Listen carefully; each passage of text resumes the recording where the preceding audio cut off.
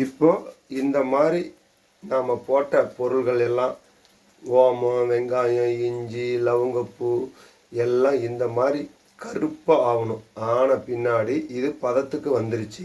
இப்போ என்ன பண்ணோம்னா, நாம் எடுத்து வச்சிருக்கிற 5 பச்சை கற்பூரம் இதில் போடுறோம். போட்டு பாருங்கள், இப்போ 5 பச்சை கற்பூரம் போட்டாச்சு. போட்டு அதை லைட்டாக ஒரு கரண்டியால் ஒரு கிளறி விடணும்.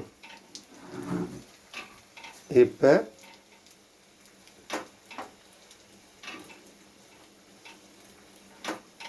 இதிலிருந்து ஒரு ஆவி வரும்.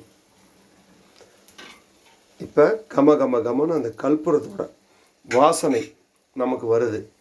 இப்போ அந்த கற்பூரத்தோட வாசனை வந்தால் நாம் தயாரிக்கிற முழங்கால் மூட்டு வலி, இடுப்பு வலி, கை கால் குடைச்சல் இதுக்கு உண்டான எண்ணெய் ஆயில் ரெடி.